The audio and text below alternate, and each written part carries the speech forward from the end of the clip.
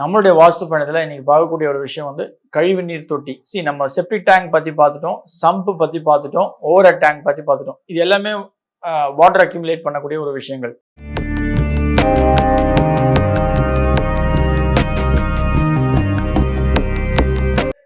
நமஸ்காரம். ரகசிய உண்மை நேர்கள் அனைவருக்கும் என்னுடைய அன்பான வணக்கங்கள், வாழ்த்துக்கள். அடியார்கள் வாழ, ரங்கன் நகர் வாழ, சிறகோப்பந்தன் தமிழ் நூல் வாழ, கடல் சூழ்ந்த மண்ணுலகம் வாழ, மனவாள மாமனியே இன்னும் ஒரு 100 ஆண்டு வாழியே. சின்ன ஒரு கிளான்ஸ்க்கு நான் சொல்றேன். சம்ப் அப்படின்றது வந்து ஒரு பூமிக்கு கீழே வரக்கூடிய தண்ணீரை தேக்கக்கூடிய ஒரு தொட்டி. இது வடகிழக்குல வடக்கு சார்ந்து கிழக்கு சார்ந்து வரலாம். செப்டிக் டேங்க் அப்படின்றது வந்து நம்மளுடைய கழிவு நீர், அதாவது நம்மளுடைய ரெஸ்ட் ரூம், அந்த இடத்துல இருந்து நம்மளுடைய டாய்லெட் பாத்ரூம்ல இருந்து போகக்கூடிய அந்த மல ஜலங்கள் தேக்கி வைக்கின்ற ஒரு இடம். அது வந்து வடமேற்குல வடக்கு சார்ந்து மட்டுமே தான் வரணும், சரிங்களா?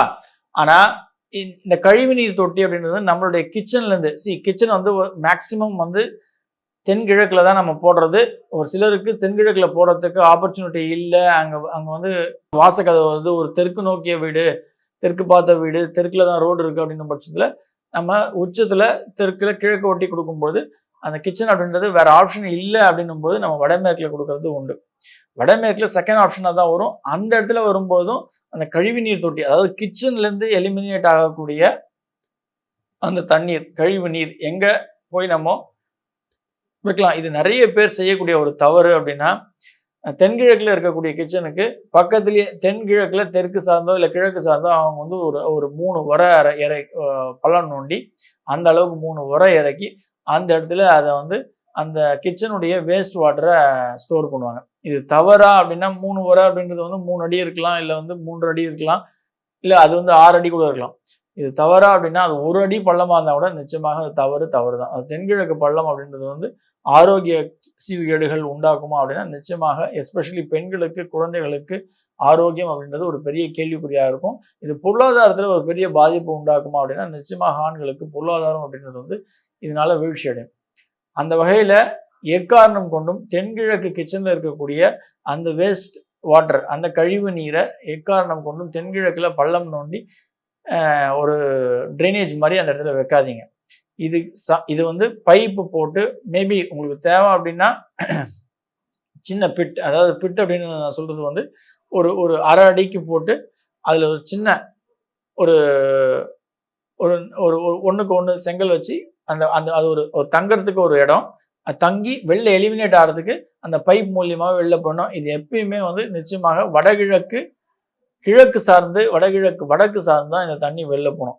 இதை வந்து எந்த இடத்துலையும் தயவு செய்து ஸ்டோர் பண்ணி அந்த ட்ரைனேஜை வச்சுக்காதீங்க. இது எடுத்துகிட்டு போய் செப்டிக் டேங்க்ல சேர்க்கறது மிகப்பெரிய தவறு. இந்த தவறை வந்து தயவு செய்து யாரும் பண்ணாதீங்க. புது வீடு ஜென்ரலாக கட்டுறவங்க நிறைய பேர் சொல்லுவாங்க, பில்டர்ஸ், இந்த தண்ணியாக இருக்கட்டும், அந்த செப்டிக் டேங்க் தண்ணியாக இருக்கட்டும், மழை ஜலம் ஒன்றாக சேர்றது கூட பரவாயில்ல. ஆனால் கிச்சன்லேருந்து போகக்கூடிய அந்த கழிவு நீர், அந்த நீர் அப்படின்றது வந்து நீங்கள் வந்து அந்த கிச்சனில் வந்து நான் ஜென்ரலாக வந்து என்னுடைய கன்சல்டன்ஸுக்கு, உங்கள் வீட்டில் சாப்பிட்றீங்க அப்படின்னா அந்த தட்டை வந்து எக்காரணம் கொண்டு உங்களுடைய கிச்சனுடைய சிங்க்ல கழுவக்கூடாது. நாங்கள் எப்பயுமே பிளான் போட்டு கொடுக்கறது, வெளியில் சிங்க் வந்து இன்னொரு சிங்க் கொடுப்போம், இன்னொரு சிங்க் ஒன்று கொடுப்போம். அது வந்து வாஷ் பேசின் மாதிரி இருக்கும். பட் கிச்சன் சிங்க் அப்படின்றது வடகிழக்குல வந்துடும். இது வந்து சமையலுக்கு மட்டும், அந்த பாத்திர பண்டங்களுக்கு மட்டும் கழுவுறதுக்கு மட்டும்தான் சிங்க். இந்த எச்சத்தட்டு கழுவுறதுக்கு சிங்க் கிடையாது. இது ஜென்ரலாக நம்மளுடைய ஃபாதர்ஸ், நம்மளுடைய தாத்தா பாட்டி அம்மா வாழ்ந்த காலத்தில் இது பண்ணது கிடையாது. இன்னைக்குடைய கால மாற்றத்தினால இந்த எஸ்பெஷலி இந்த அப்பார்ட்மெண்ட் அப்படின்ற ஒரு விஷயம் வந்ததுக்கப்புறம் இது வந்து டோட்டலாக மாறுது. இது வந்து பொருளாதாரத்தில் ஒரு பெரிய வீழ்ச்சியை கொடுக்குமா அப்படின்னா நிச்சயமாக பெரிய வீழ்ச்சியை கொடுக்கும். இதை வந்து கொஞ்சம் மாற்றிக்கிறது நல்லது.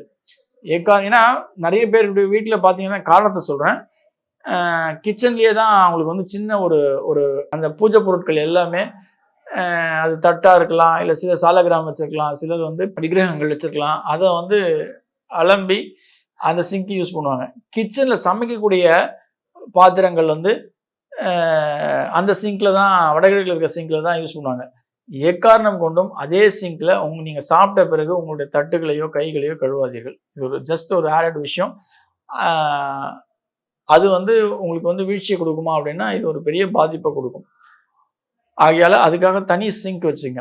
இந்த கிச்சன் சிங்க்கும் அந்த சிங்க்கும் ஒன்றா சேர்ந்து அந்த எலிமினேட் பண்ணக்கூடிய வாட்டர் நிச்சயமாக ஒரு பிட்டு ஃபார்ம் பண்ணாமல், அது கிழக்கு சார்ந்தோ வடக்கு சார்ந்தோ ஃபார்ம் பண்ணாமல், அது எலிமினேட் ஆகிறது வந்து கிழக்கு சார்ந்து வடக்கு சார்ந்து வெளில போயிடணும். அது இதுதான் அமைக்க வேண்டிய விஷயம். பைப்பு போட்டு எலிமினேட் பண்ணிங்க. சோக் பிட்டு சின்ன சின்னதாக போட்டுங்க. நான் ஏற்கனவே சொன்ன மாதிரி சோக் பிட்டு 1 அடிக்கோ இல்லை 1/2 அடிக்கோ, 1 அடி கூட ஜாஸ்தி, ஒரு அரை அடிக்கு மட்டும் இருந்ததுன்னா அது பெட்டராக இருக்கும். அதுலேருந்து விழுந்து அப்படியே எலிமெண்ட் ஆகும். இது எதுக்கு அந்த சோக் பிட் போட சொல்றேன்னா, உங்களுக்கு கிளீனிங் பர்பஸ்க்கு ஈஸியாக இருக்கும். எங்க அடைப்பு ஏற்பட்டது அப்படின்னா அது வந்து ஈஸியாக உங்களால் டிடெக்ட் பண்ணி அந்த அடைப்பை வந்து உங்களால் கிளியர் பண்ண முடியும். இந்த ஒரு காரணத்துக்காக தான் சொல்கிறேன். 1/2 அடிக்கு மேலே போடவே போடாதீங்க, கிழக்கு சார்ந்து வடக்கு சார்ந்து. பைப் வச்சு எலிமினேட் பண்ணுறது பெட்டர். அது எக்காரணம் கூட செப்டிக் டேங்கில் போய் சேர்க்காதீங்க. இதுதான் இந்த கழிவு நீர் தொட்டி, கிச்சன்லேருந்து எலிமினேட் ஆகக்கூடிய அந்த கழிவு நீரை ஹேண்டில் பண்ணக்கூடிய விதம். நன்றி. ஆழ்வார் ஆச்சாரியன் எம்பெருமானார் ஜீய திருவடிகளே சரணம். ஆண்டாள் பிச்சொக்குலிங்கம் திருவடிகளே சரணம் சரணம் சரணம்.